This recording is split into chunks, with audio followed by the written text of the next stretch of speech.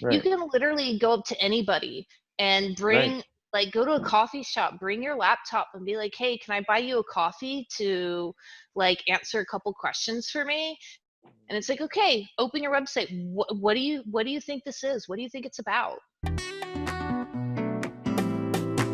Welcome to the Jolly and Sorcery Knowledge Series, made for smart business leaders who want to stay ahead of the competition using proven strategies. Each session, Jolly and Sorcery chat with an authority in a specific digital niche. From SEO to PR and beyond, these leaders reveal the tactics and mindsets that changed their game and could change yours. Without further ado, here's your host, Greg Heilers. Absolutely. Cool. Quinn, thank you so much for agreeing to talk today. I actually had a great time the last time we chatted. It's obvious to me how your productized service came about. I mean, it came about from over a decade of doing the service yourself, but full service, right? And so I want to introduce you, but to be honest, I'd rather ask you to kind of introduce yourself, and then for the format today, I want to dive into a few of my questions, but I'm really excited just to have you poke holes at our own service page because yours truly helped craft the copy for that and the Uh-oh. design, and we'll see how that holds up to scrutiny. So thanks for coming on. Awesome. Awesome. Thanks for having me. So I'm Quinn Zeta, and let's see, I've never had a real job. So I started my career freelancing graphic design, which kind of grew into websites, which kind of grew into focusing. And then I realized that there's a cap on how much you can really earn as a designer. And so I started measuring my design results with real business results. And then that's where I was able to really increase my prices. And as I started getting too much work as a freelancer, I started hiring other people, and eventually it kind of turned into an agency where which was called Zeta Labs, where we helped seven-figure businesses scale. So we would go in and we would research, interview and research their customers, go through analytics, question their pricing, go through some of their operational processes, and really kind of our goal was to create a really good user experience that was the best on the market for that company's niche. And so user experience hits all touch points of the business. So we really went in there, did a bunch of research. Then we would write new copy, make a new brand for the website, and then kind of launch that. And in that process, I learned that usability testing was kind of the 80-20 of CRO and UX. It was what gave us a lot of the insights into how people were using the website, how they were interpreting the copy on the website. And we really used that to help us develop the final version. And then we also had the side stuff that we did was audits for small businesses. And we would kind of do a really near kind of an 80-20 version of our bigger projects and an audit, kind of do kind of the most important research. And really all of our clients that did that, they always commented on the usability testing videos. And so that's when I kind of realized that, oh, there's something here. And that's what kind of inspired the launch of Conversion Crimes, which helps businesses increase their conversions and user experience. And I kind of consider it the 80-20 of, I'm all about efficiency. Yeah, I'm right there with you. And like any small business owner or even higher level manager, you got to focus on those major leverage points, right? I mean, that's I really want the bulk of this convo to be about Conversion Crimes' work, but not promo, but like how you do this and what you do. I had a selfish question though, being that you did so much freelance design, and we don't have anyone in-house and we're constantly looking for outside people. Just real quick, like if you can think back to when you're a freelance designer from a client's point of view, like what should they be looking for and what are like giant red flags when they're vetting freelance service providers in the graphic design or maybe entrusting them with the whole website experience if they're not going with multiple people? Like what would you recommend? Yeah, so when looking for a designer, a lot of times I look on Dribbble because it's kind of easy, and they're selective on who they allow on their platforms. You already know they're a good designer if their work is there, especially if you can't tell the difference between good or bad design. Yeah. Dribbble is just a really good place to go to narrow it down to at least these designers have the technical skill, right? They can make Okay. something look pretty.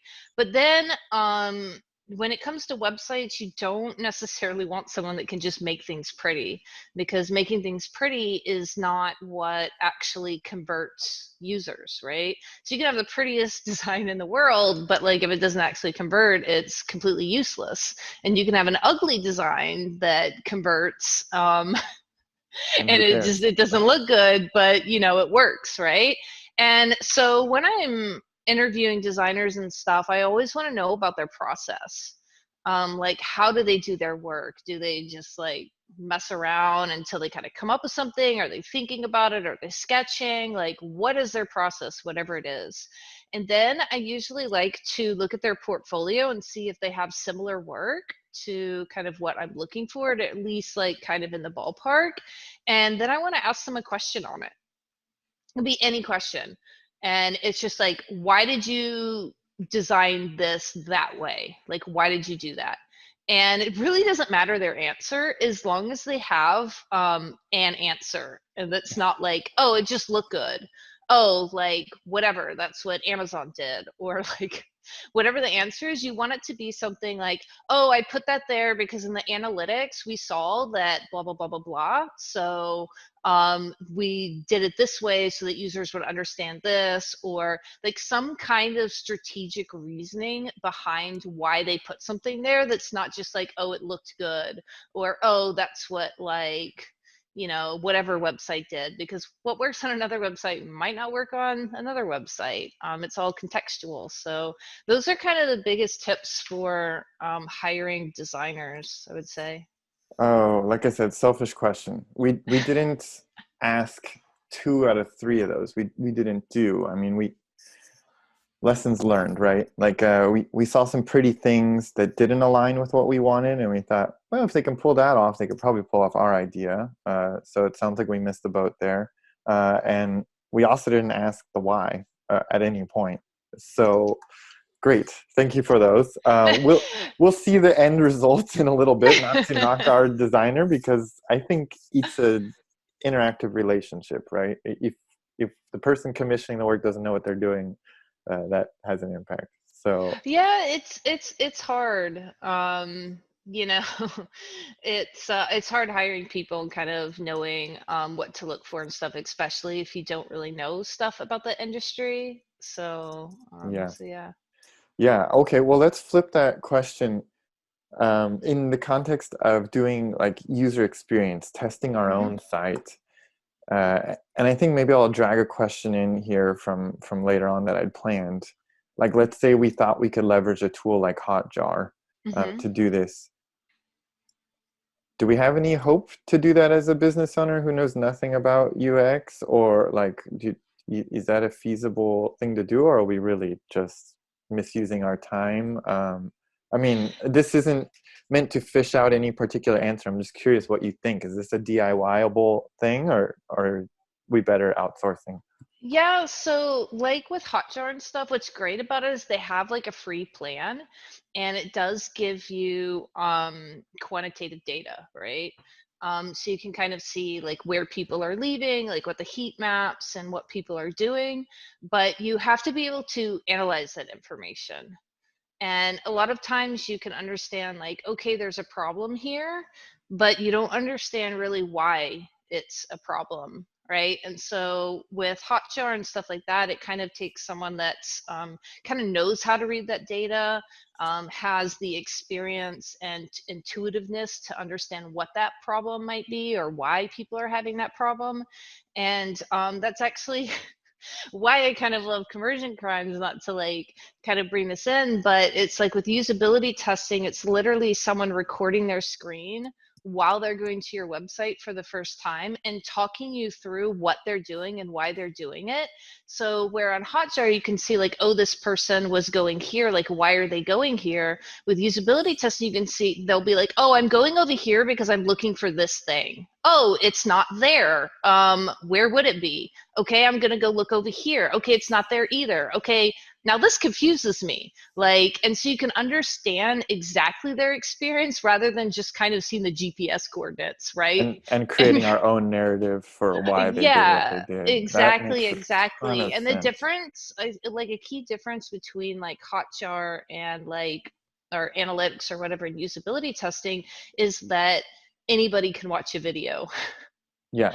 and see their experience, but I don't think everybody can understand how to read the analytical stuff and tools like Hotjar and stuff. So it just makes it a lot No, more that accessible and easy.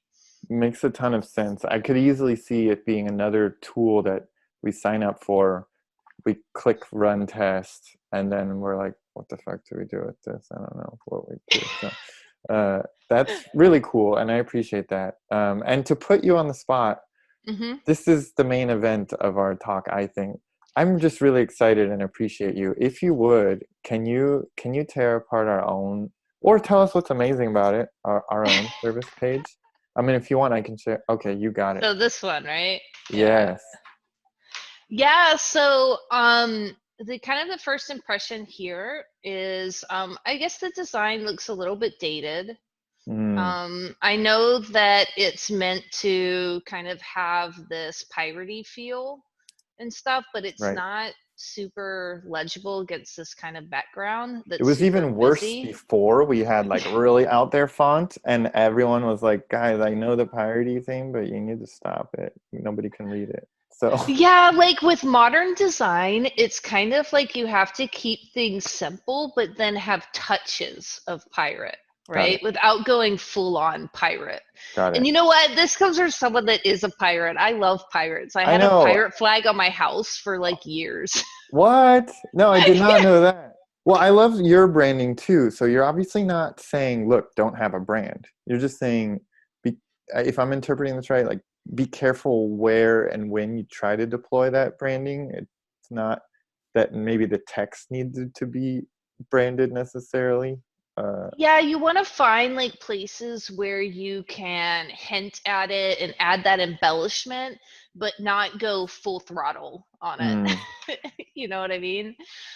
this Like is cool. I accessorize. appreciate this. Yeah. Um, We have a ton of clients who give us positive feedback on the brand, but we've got to have a lot of people like you who are like, why is this so hard to read? yeah, it's hard to read, and then also like your CTA here doesn't really stand out because of it, right? Like you want people to Yeah. click here, but it's like almost missable. Like it's not even a It's different color, and almost then missable or very missable. One or the other, yeah. yeah. Okay. Um, 2 points. This is awesome. yeah, and then I do like this little chart here that's kind of going through.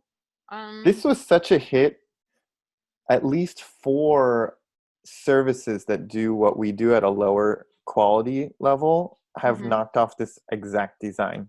And they of course, it's not the same idea as no filter because we really don't filter these. mhm. They literally just pump it full of the highest quality wins. I don't know if they're really their wins, but yeah, this thing was such a hit. It was like within a month of me putting this up here, all of the competitors put up the exact same thing. It was really cool. Oh, that's interesting. So I didn't really have that context looking at this. Yeah, of So, course. Is this like, kind of now I like see it. disjointed, like out of It's place? like, it's not that it's out of place, there's just not context for it. So it's no Yeah, filter, 10 latest DFY Haro yeah. wins. And what is that? It's like, People I'm are just asking. saying, like, oh, okay, like, you're going to get links like this or whatever. I didn't realize that this is your 10 latest wins, Yeah, these are literally, like live client things that were landing. right. I think you need a like some kind of contextual like intro to this chart, because Yes, I think it's cool to see like, look, these are the things we're pumping out for clients. Like, you want these same links, you want to get the same SEO juice, like, boom, no filters. Like, yeah. we're not, because I think without the filter, it shows people that like these are real results.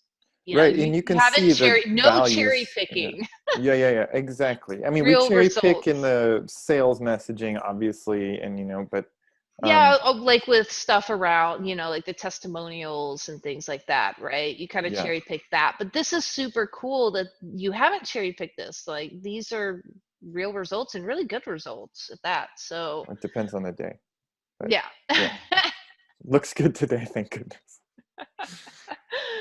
Yeah, so yeah, we kind of went over the typeface not being super user friendly.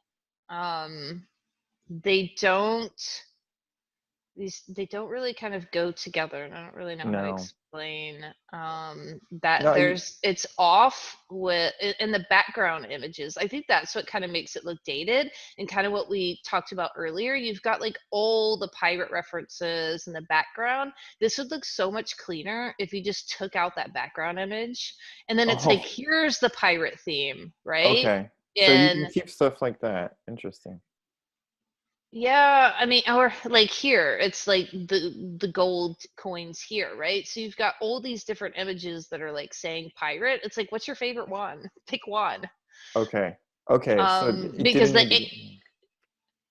yeah, and like here, like the anchor just I don't know, it doesn't really make sense. Yeah. No, I wouldn't have thought of it myself, but I can see it when you're saying it. Yeah, like if there was like a solid color here, then the pirate embellishment here is going to come out. Because right now, like all of this kind of just gets lost. Like you don't even see Yeah. that. I mean, not that you really need to, anyways, but this little skeleton and stuff is going to bring the pirate. If you leave like this kind of fancier font for main headlines, that kind of brings that pirate fill. And then you can have something like where it's here, right? In these one backgrounds, it's going to bring that branding out. And then the rest of it, it's just too much. It kind of just ends up cluttering everything. So it's like kind of pick and choose. There is a link here where it said like learn about Haro. Yeah, here. And this leads to a Facebook group. That's right. So where you have to like kind of join to learn more. And No. that's not really what I expected when I clicked on that. Like I expected to like get a page on her website that was like, here's what Haro is and why you should care. So it's a little And too fast of a trying to convert someone, so to speak. Even though it's to a free group, it's mhm. like we should have at least had an info page and then said, if you want to learn more, you could join our group.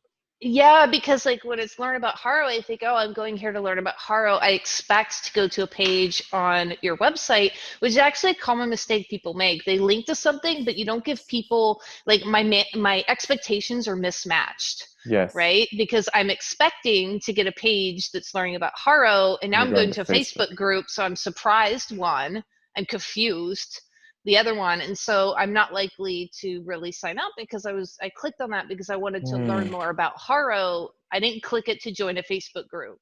Yes. That makes um so much sense. Thank you for that. so yeah, I would just change that to where it's an actual page on the website, and then it's like, hey, want to join other entrepreneurs, whatever, using Of Haro, course. join our Facebook group, and then you kind of give them the context, so when they click on it, they know they're going to a Facebook group. Got it. Wow. um yeah, I and I mean, would I'm say sure you could keep going, and you're welcome to. This has already been a lot for me. A lot of good things. I mean, yeah, those are kind of the core things that come out. And yeah, like here it's about visual hierarchy. So visual hierarchy is just organizing information where immediately I know like what the most important thing for me to look at here is. What's the aha. second most important thing to look out here? I have And I kind struggled of with think, that forever. It, yeah, so a way to think about it is everything is like a volume knob, right? So this right here, this and this, they all have the same visual weight, right? So it's like, which one is more important? You want to bring the volume up and you want to bring back the volume of the others. So how wow. would you do that? Make the headings larger, make the text here smaller, right? You want to make this more obvious. That's a heading. You want to make this kind of go back a little bit. its information, and then you kind of want your CTA to stand out here, so you've done the red, but it's also competing with the red here. Yes. And kind of this up here a little bit. So it's like when I look at this, like my eye is going all over the place because I'm being pulled by the red. It's the most attention grabbing, and then I have no idea where to start with this text. I mean, in general, I can see like the 3 headings, but it's too much. This is because I'm a content writer by nature. This is how I came up. You know, you did freelance design, I did freelance editing and writing, but not a copywriter. And they are 2 different skill sets. And my problem with our page copy has always been too many words. And then to your point, I have 0 design skills, so I didn't even think about that like volume analogy. It's really a nice framework. So it's too many words and you don't know where to start. So it's just like, that's a lot of words to read to really know everything I'm supposed to know. Yeah, so a good framework to kind of think about this is be like, okay, what is the number 1 thing I want people to know when they're this section at the website? Like, what is it? Okay, let's put a headline. Boom, super big, goes across all 3 things, right? That's the most important thing. Okay, what's the second most important thing? That maybe it's like that we do done for you Haro, like what backlinks are, and you pay for live links only, right? So this is kind of the things. Okay, we're going to put those in like icons, make them like whatever. We're going to make them not as big as the headline, but smaller, but still attention grabbing. And then everything else, it's like you want to just tone down the volume and move it back. So you just think about the order of priority. What are like the top 3 things people need to know? Focus on making those the hierarchy, and then push back everything else, because people are they're going to be able to skim the information. They're going to know 1, 2, 3. Okay, no, I know those 3 things. Now here's like the CTA, here's like the action that I want to take. Or they're going to be like, oh, I want to learn more information here. So then they're guided to go do that if they want, or they can just skim over it and move on to the next thing. You kind of want to move them like a map, right? From step to step to step. If that helps. Oh, yeah. I mean, we could turn this into a consulting call, but to keep this relevant to other people too. So I'm going back to my question now of earlier. I can't see these things that you see. And, you know, obviously we know your conversion crimes. I'm not trying to turn this into a straight pitch for you. I mean, I'm happy to talk about your service, but what's the next step for someone like me? Let's say it's a service page like this, or let's say a lot of our audience, a lot of our clients are affiliate marketers, so they have info sites. So they're not necessarily specific sales pages, but they're trying to direct traffic to specific links. What's the next step if they are not a CRO pro themselves? Is it, in your opinion, I would guess, outsource to someone like you, or do you think there's like a chance someone like me can come in and look at my site and correct this somehow? I don't see the path personally, but is there a chance? Yeah, it's hard because you don't know what you don't know, right? And that's a big reason why, you know, I built Conversion Crimes, because the options out there is like A/B testing, which takes time and resources and development, and you have to know like what to test, and you have to have enough traffic or all that. You can hire agencies to do it, but it's like they're too expensive. Consultants are also quite expensive for the most part. And so with usability testing, it's like literally you're just watching a video and you can see like, oh, a person is struggling here. Okay, well, what could I do to make it easier for them to understand that? And then you can kind of tinker around. And it doesn't even have to be like a service like what I'm doing at Conversion Crimes. Right. You can literally go up to anybody and bring like go to a coffee shop, bring your laptop and be like, hey, can I buy you a coffee to like answer a couple questions for me? And it's like, okay, open your website. What do you think this is? What do you think it's about? Like, and watch them like use it. And then you're able to see like, oh, they're struggling there. Oh, they misinterpreted. And oh, tell me more about that. Like, it doesn't necessarily have to be a tool. You can do it with anyone, right? So. This is cool. Those are good ideas. I'd always strayed from the ask your mom or friend for their thoughts because I thought, oh, what if they mislead us? But probably Yeah, asking they do. somebody. A lot of times, like mothers, friends, and stuff like that, they'll just be like, "Oh, everything looks great."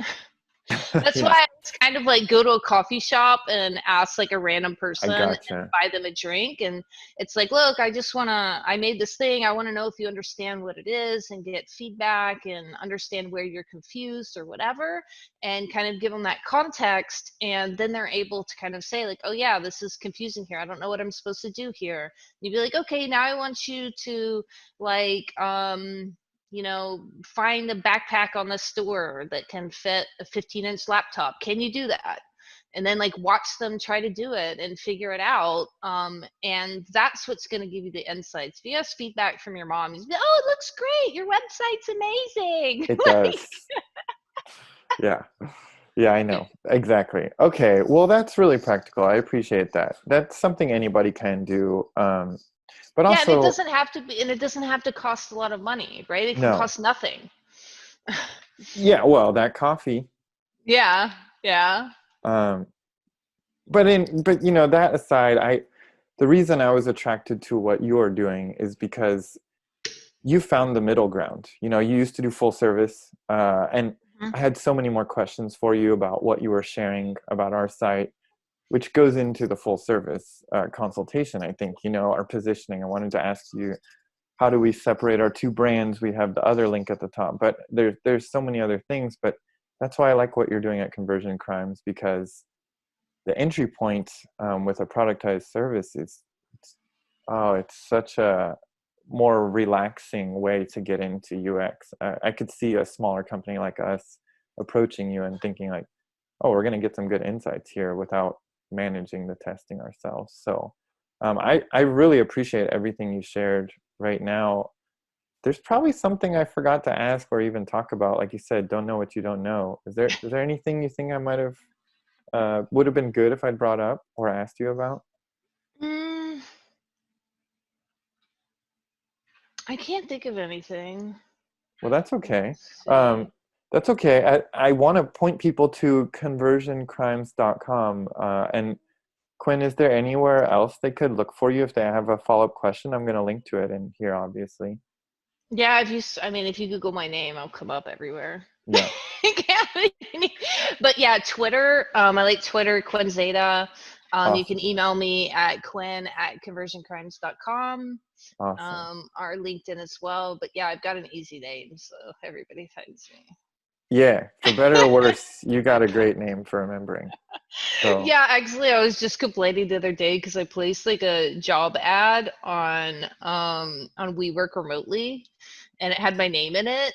So like I got like a million phone calls, like hit up on Skype, like every place that you can contact me. I got annoyed by agencies and stuff. so if you're watching this and looking for a gig, don't use this as your opportunity. But okay, cool. Quinn, thank you so much for your time today. I really appreciate it. I'm looking forward to staying in touch. We met in Traffic Think Tank. Highly recommend it for anyone that's not there yet. But I appreciate it, and I know we're going to be looking at Conversion Crimes. So thank you. Awesome. Awesome. Thanks for having me. Absolutely.